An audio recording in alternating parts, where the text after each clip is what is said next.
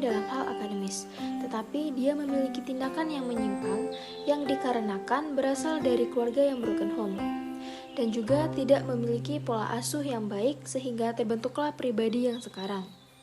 Pamannya yang menyadari hal tersebut berusaha untuk membawanya ke psikolog untuk membenahi agar kehidupannya jauh lebih baik. Dalam asesmen konseling kali ini menggunakan dua metode, yaitu metode observasi dan juga metode wawancara. Metode wawancara yaitu di mana pada saat konseling ini melibatkan interaksi langsung antara Budi dan juga konselor, serta observasi yaitu yang bertujuan untuk mengetahui apakah konseling dengan teknik transference ini berhasil atau tidak.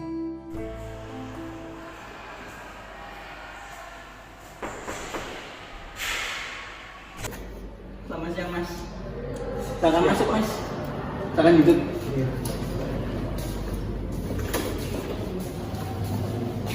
Gimana kabarnya mas? Baik Pak. Sebelumnya ini dengan mas siapa ya? Nama saya Budi Pak. Budi ya. Mas Budi ini sekarang kesibukannya sedang apa? Masih sekolah. Sekolah. Sekolahnya di mana dan kelas berapa mas? Kelas 12 SMA 10. Oh kelas 12. Ya. Ya. Semoga sukses dengan sekolahnya ya mas ya. Ya. Sebelumnya perkenalkan, nama saya Yadi. Ini saya ini teman pamannya mas. Sebelumnya saya ingin menanyakan apakah masnya tahu tujuan masnya itu kemari itu untuk apa? Nggak tahu Pak.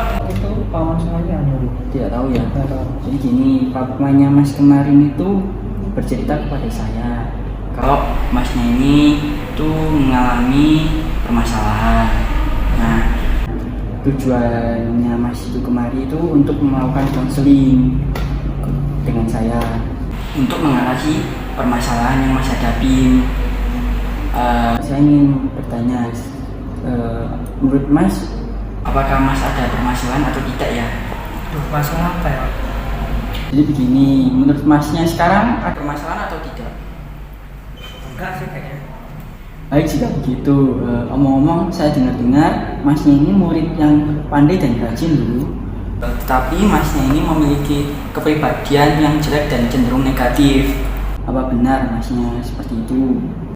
Enggak sih Pak, mungkin itu tuduhan orang lain aja harusnya. Oh begitu ya. Mungkin masnya bisa bercerita apa yang sedang terjadi. Mungkin ini Pak, saya nggak suka pribadinya orang tertentu aja sih. Oh begitu ya. Lalu apa yang membuat masnya tidak menyukai kepribadian orang seperti itu? Karena kebanyakan teman saya tuh sering buat kesel terus marah, itu Pak yang saya nggak suka. Oh begitu ya. Lalu mengapa hal itu bisa terjadi mas? Nggak tahu Pak itu. Menurut masnya sebaiknya kepribadian seseorang yang seperti itu tadi itu seharusnya bagaimana mas? Baik. Jadi gini ya Pak, lebih baik diam daripada banyak bicara. Jadi begitu ya. Baik. Saya menghargai pendapat masnya dan saya juga memaklumi masnya. Iya Pak. Jadi begitu ya. Baik. Saya menghargai pendapat masnya dan saya juga memaklumi masnya. Oh iya mas, kira-kira menurut masnya permasalahan yang tadi itu apakah juga berlaku di lingkungan sekitar seperti hanya rumah? Maksudnya itu permasalahan saya lakukan di lingkungan rumah atau sekitar gitu Pak? Ya seperti itu. Bisa dibilang ya atau enggak? Jika boleh tahu kenapa emangnya mas ya? Itu kurang tahu ya Pak, karena saya kesel sama hal yang saya tahu. Gitu ya. Mungkin masnya bisa bercerita lebih lanjut mengenai hal itu jika berkenan. Kalau misalnya masnya tidak berkenan, mungkin tidak apa-apa, saya tidak akan memaksanya kok. Kayaknya enggak deh Pak. Baik jika begitu mas. Lalu untuk saat ini apakah ada hal yang diceritakan kembali Mas Budi mengenai perasaan masnya atau keadaan masnya saat ini atau mungkin yang sedang masnya rasakan? Kayaknya enggak deh. Jika begitu, mungkin kita cukupkan sampai di sini saja ya untuk pertemuan hari ini. Untuk pertemuan selanjutnya, apakah kita bisa berbincang-bincang kembali yang lebih lama seperti itu? Ya, boleh. Baik, saya akan mengatur jadwalnya kembali ya Mas Budi. Baik Mas, terima kasih sudah hadir dalam pertemuan ini. Mungkin untuk pertemuan selanjutnya ataupun ada apa-apa, misalnya Masnya bisa menghubungi nomor yang akan saya berikan ya Mas ya. Baik, Pak. Mari Itu saya ada, Pak. Itu saya chat gitu, Pak, atau untuk chat ataupun telepon terserah Masnya, senyaman Masnya aja. Mungkin bisa saya antarkan dulu. Ya. Terima kasih Mas sudah hadir.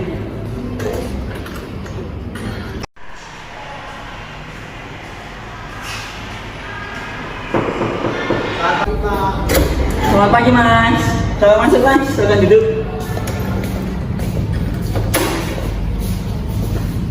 Gimana kabarnya Mas Budi hari ini? baik, Pak. Gila, syukurlah kalau baik ya Mas Budi. Sekolahnya bagaimana selama seminggu ini Mas Budi? Apakah lancar-lancar saja? Di sekolah lancar-lancar aja sih, Pak. Gitu ya, syukur ya Mas Budi ya kalau lancar-lancar saja. Tadi Mas Budi dari sekolah langsung pergi ke sini. Ya, karena ini apa namanya? Kalau bolak-balik itu bakal lama. Oh begitu ya. Baik, apakah Mas Budi sudah berkenan untuk bercerita kepada saya? Sudah, Pak. Karena selama seminggu ini saya sudah memantapkan diri dan hati untuk bercerita kepada Bapak. Baik kalau begitu, jika Mas Budi sudah berkenan untuk bercerita, mungkin saya persilahkan Mas Budi menceritakannya. Ya, jadi gini Pak, apa namanya? Yang diomongin Bapak kemarin itu benar bahwa saya itu punya pribadi yang kasar dan suka berantem. Oh begitu ya. Kira-kira mengapa Mas Budi kok suka berkelahi? Apakah Mas Budi sering diejek atau ada lain hal? Itu nggak tahu kenapa gitu Pak. Waktu teman saya bicarakan orang tua saya tuh saya nggak suka. Pada kejadian itu umur Mas Budi berapa tahun ya? Waktu kejadian itu umur saya 12 tahun waktu SMP. Oh, masih 12 tahun. Iya. Mas Budi tahu tidak ada masalah apa di antara orang tua sehingga Mas Budi diejek oleh teman? Iya, jadi waktu saya 12 tahun tuh orang tua cerai. Begitu ya. Apakah Mas Budi tahu alasan orang tua untuk bercerai? Kalau itu saya kurang tahu sih Pak. Cuman ini apa namanya? Yang saya sering lihat itu papa dan mama sering kayak adu mulut, cekcok sama gak mau ngalah sama. Lalu setelah orang tua bercerai, kira-kira apa yang Mas Budi rasakan? Saya nggak merasakan apa-apa. Tapi entah kenapa setelah cerai itu kayak kesel gitu sama marah sendiri, tapi nggak tahu apa. Begitu ya Mas. Lalu setelah orang tua bercerai, Mas Budi sekarang tinggal dengan siapa? Setelah orang tua saya cerai itu saya tinggal sama ibu, tapi dari keluarga baru. Apakah sebelumnya Mas Budi sudah bercerita mengenai apa yang Mas Budi rasakan ini? Itu susah Pak. Saya mau bercerita itu mama atau ibu sering sibuk gitu sama keluarga baru. Ya. Setelah itu Mas Budi di rumah ngapain aja? Kalau di rumah nggak ngapa-ngapain Pak. Cuma setelah pulang sekolah itu saya cuma ganti pakaian, terus makan, mandi, keluar lagi. Oh begitu ya Mas Budi. Berarti Mas Budi ini jarang di rumah ya? Lalu kegiatan apa yang Mas Budi lakukan saat di luar rumah? Saya lebih sering ini jalan-jalan sendirian Pak. Jalan sendirian. Kenapa jalan sendirian Mas? Apakah lebih suka jalan sendirian atau memang tidak ada yang mengajak? Kalau untuk teman ada, cuman saya lebih nyamannya jalan sendirian. Begitu ya. Jadi dapat saya simpulkan ya Mas ya, Masnya ini menerima dampak dari perceraian orang tua, sehingga Mas Budi ini menarik diri dari lingkungan Mas Budi. pula Mas Budi meluapkan emosi yang ada di dalam diri Mas Budi dengan cara berkelahi tadi itu dikarenakan kurang perhatiannya dari orang tua. Oh, jadi gitu Pak ya. Iya. Lalu apa solusi dari Bapak untuk saya? Jadi begini Mas, sebenarnya tujuan paman Mas Budi membawa Mas Budi ke sini itu karena menurut pamannya Mas, apa yang telah dilakukan Mas Budi itu salah, seperti berkelahi dan juga menarik diri dari lingkungan. Ini merupakan reaksi alaminya Mas, mungkin bila Mas Budi kurang tahu ya, yang terjadi pada kejadian di masa lalu. Nah, menurut percakapan saya dan juga pamannya Mas, di masa lalu di waktu kecil seperti tantrum yang diabaikan dan juga kesalahan kecil yang Mas perbuat menjadikannya sebagai perkara yang besar, sehingga secara garis besar saya jadi tahu mengenai permasalahan yang Mas Budi hadapi. Bagaimana kalau kita akan melakukan terapi untuk mengatasi permasalahan dari Mas Budi? Apakah Mas Budi berkenan? Terapi Pak, itu terapi kayak gimana ya? Mas Budi tidak perlu takut untuk melakukan terapi. Ya, Mas Budi tenang aja, relaks saja. Terapi ini untuk mengobati Mas Budi kok. Oke, kalau gitu ya saya bersedia Pak. Apa yang dilakukan Bapak untuk terapi kan Bantu saya kok. ya. Semoga dengan terapi yang saya berikan diharapkan Mas Budi bisa lebih baik untuk kedepannya. Mungkin untuk pertemuan kali ini saya rasa cukup ya. Mungkin Mas Budi bisa hari apa untuk melakukan terapinya? Untuk harinya Sabtu pagi jam 9 gitu Pak, gimana? Baik, Sabtu pagi jam 9. Iya. Oke, kalau gitu saya akan menjadwalkan terapi buat Mas Budi pada pukul 9 pagi ya Mas. Iya. Sabtu, hari Sabtu. Iya. Oke, Jangan tekan ruang terus.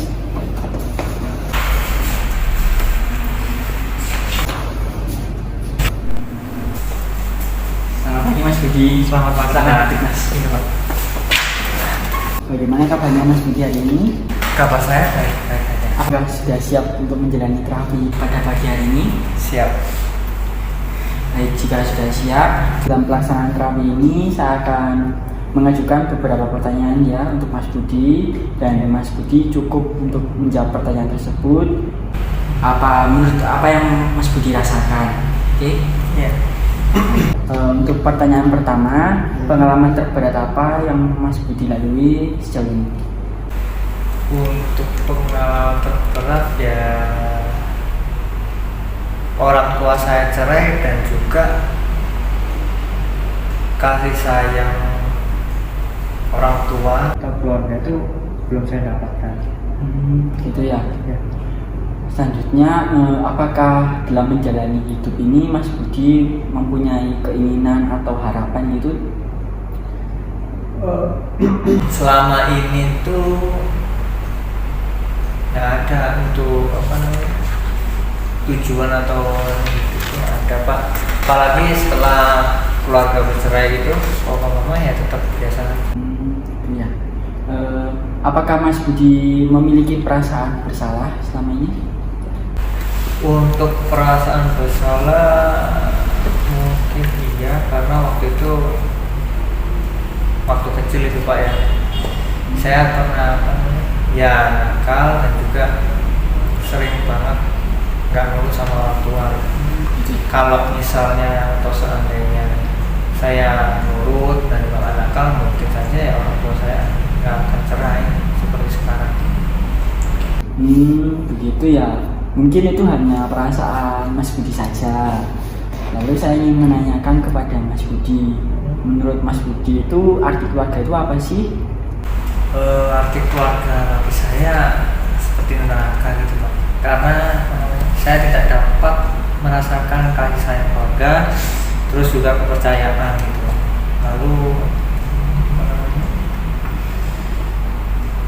kayak ilusi semata gitu. Dan juga setelah saya pulang sekolah atau ya setiap harinya gitu Pak, setiap pulang merasakan keamanan. Saya turut prihatin dan sedih atas apa yang dialami Mas Budi ya. Setelah mendengar arti keluarga dari Mas Budi ini, saya ingin menanyakan apa sih yang Mas Budi harapkan dari keluarga ini nantinya? Untuk harapan, saya mengharapkan kasih sayang pastinya Pak, dan juga keluarga yang menyenangkan itu.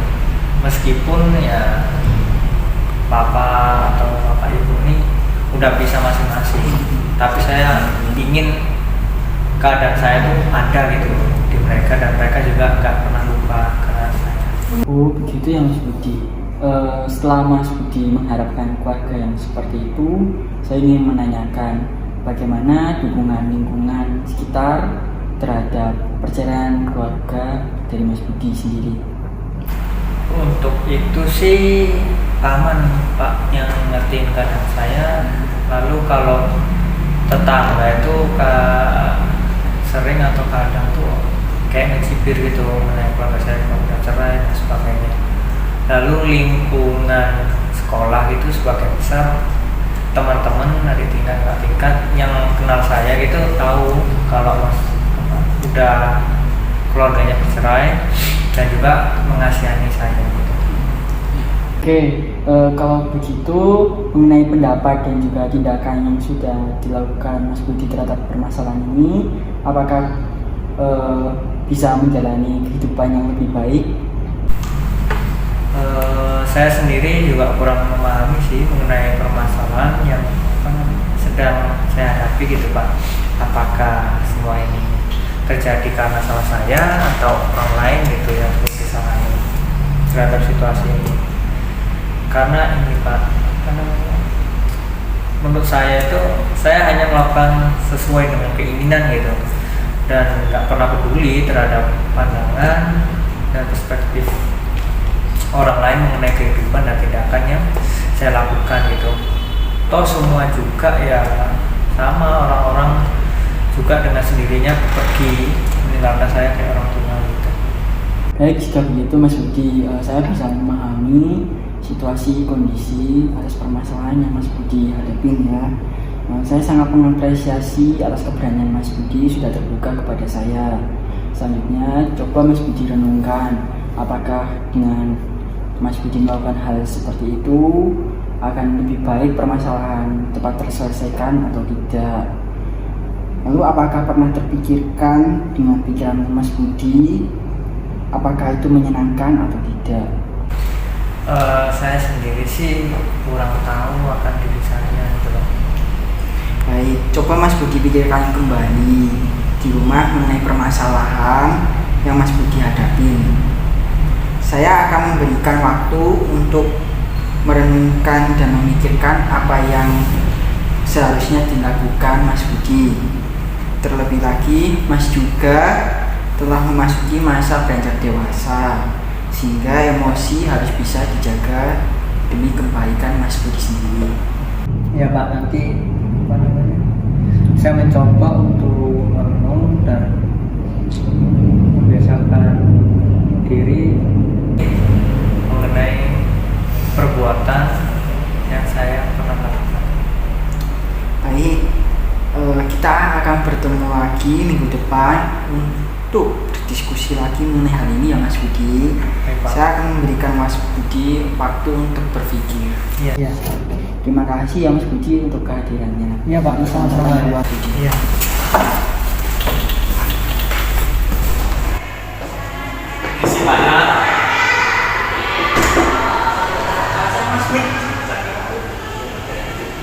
Bagaimana kabarnya sejauh ini Mas Budi?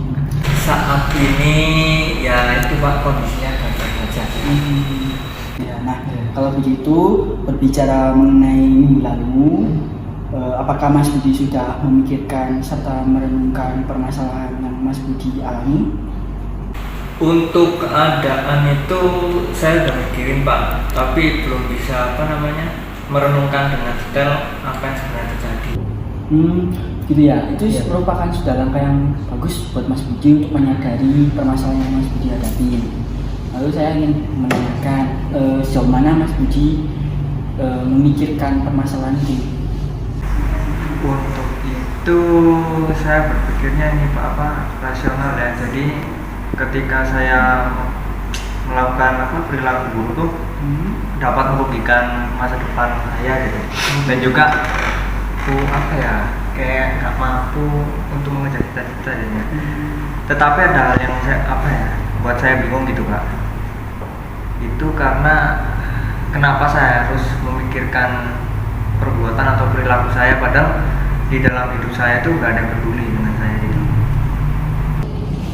Nah, coba Mas pikirkan kembali. Mas berada di tempat ini kan juga ada yang memikirkan serta mengasihi Mas, yakni pamannya Mas Budi sendiri kan. Nah, mungkin itu hanya sebagian kecil dari lingkungan yang memikirkan serta mengasihi Mas. Mungkin Mas Budi cenderung menutup diri serta menarik diri dari lingkungan ya, sehingga Mas Budi tidak mengetahui bahwasannya lingkungan itu mengasihi serta memikirkan Mas Budi. Ya kalau yang dibilang Bapak tuh benar, cuman saya ya nggak tahu itu akan yang dibilang Bapak mengenai kemauan saya. Lalu coba Mas dalami lagi deh mengenai hal ini. Saya yakin kok orang lingkungan sekitar Mas itu mau berteman dan bergaul dengan Mas dengan tulus, tanpa memperdulikan latar belakang dari Mas Budi sendiri.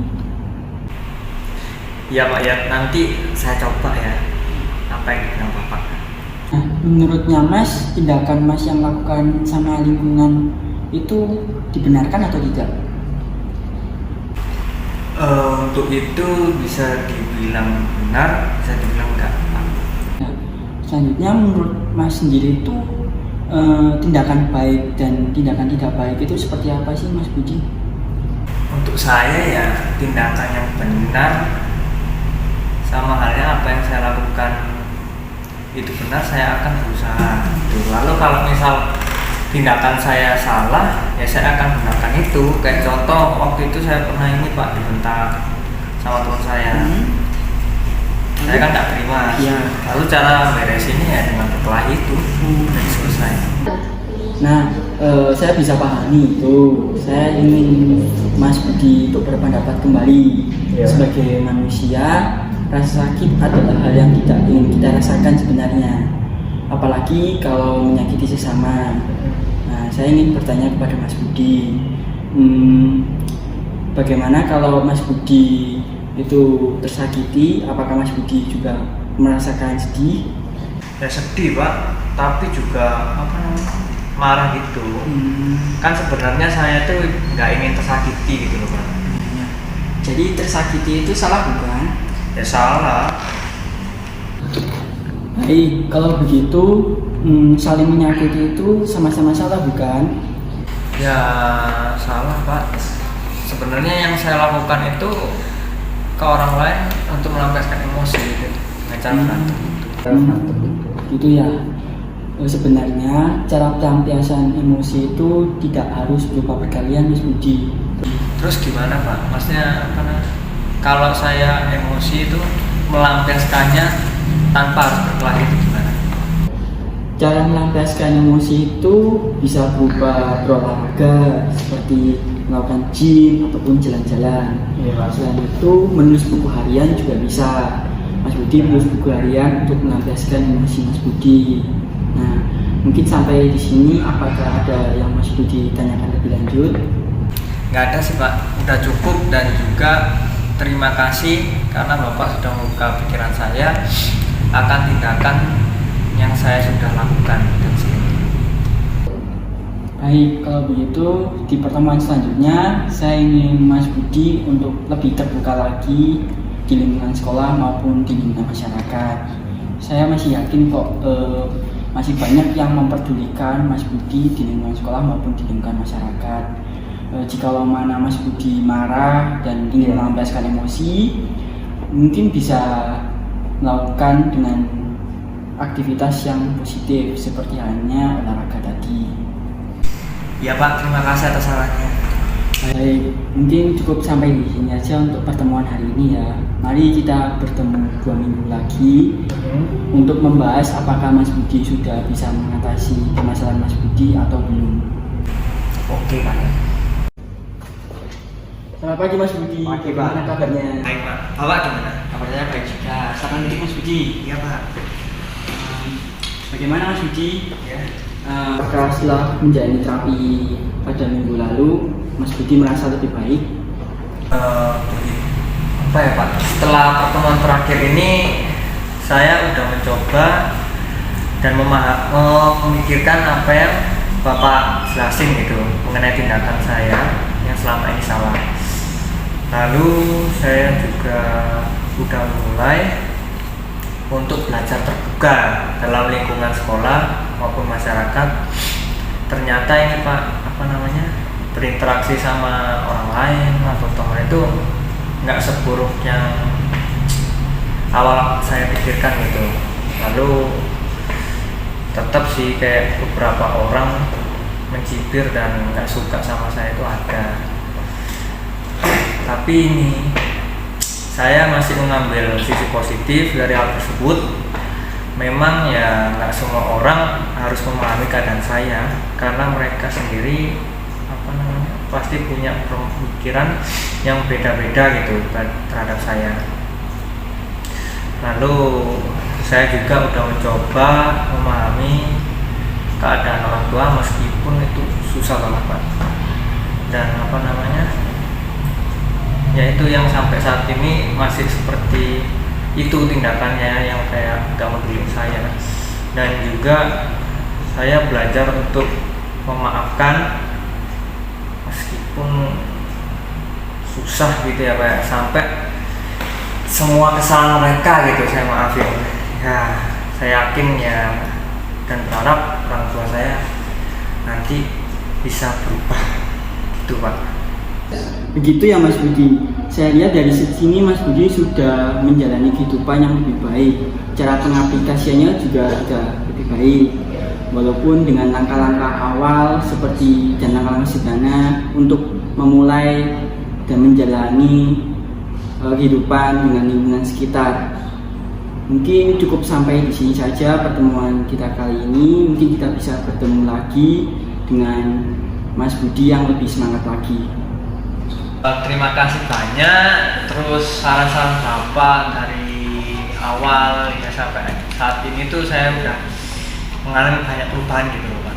Jadi saya ucapkan lagi terima kasih banyak Pak Yadi, ini sudah banyak membantu saya. Terima kasih Pak. Sampai ketemu di dalam ya Mas Budi. Iya Pak Yadi, terima kasih banyak loh Pak. Ya, kembali kasih Mas Budi. Iya. Dari kasus yang dialami Budi dapat disimpulkan bahwa perilaku menyimpang yang dialaminya dikarenakan oleh pola asuh orang tua yang berantakan sehingga harus diberi sebuah penanganan berupa konseling. Dalam sesi konseling ini, konselor mengaplikasikan teknik analisa dan penafsiran resistensi yang mana konseling ini dilakukan sebanyak 5 sesi. Pemberian teknik ini bertujuan untuk mendamaikan Budi dengan keadaan masa lalunya, yang mana hal ini juga sejalan dengan tujuan terapi psikoanalisa. Dalam penanganannya, Budi diminta untuk secara perlahan menceritakan masa lalunya dan juga menyadari dirinya bahwa permasalahan yang terdahulu harus diselesaikan agar dapat hidup dengan jauh lebih baik.